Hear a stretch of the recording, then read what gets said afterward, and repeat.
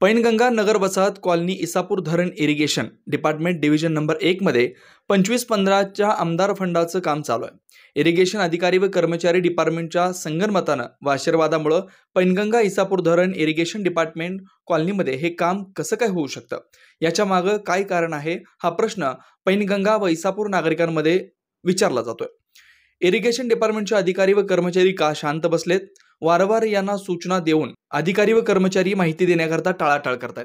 प्रशासनाने तात्काळ काम थांबवावं, ठेकेदारांनी कुठली परमिशन न घेता काम चालू केलं त्यांच्यावर कारवाई करण्यात यावी.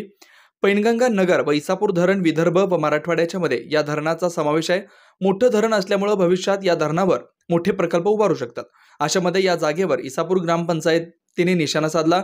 ग्रामपंचायत 2023 मध्ये पाणी पाईपलाईन व नळ 2024 मध्ये पक्के कॉन्क्रीट रोडचं काम चालू करून हळूहळू कब्जा केल्यानं भविष्यात काही मोठे प्रकल्प येण्याविषयी व रोजगाराविषयी प्रश्न उभा राहिलाय.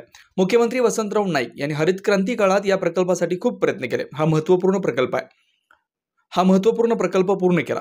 काँग्रेस पक्षाचे राजू सातव खासदार यांनी मंत्रालयाकडे सतत पाठपुरावा करून या धरणावर मोठा उपक्रम सुरू झाला पाहिजे अशी मागणी लावून धरली होती. प्रथिताताई सातव यांनी प्रकल्प भविष्यात कधी पण उभारू शकतात.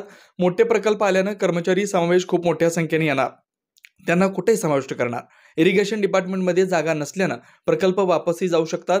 इरिगेशन डिपार्टमेंट पैनगंगा इसापूर धरण अधिकारी व कर्मचारी यांनी आपल्या मालकीच्या जागेवर ग्रामपंचायत इसापूरचं अतिक्रमण करू देऊ नये.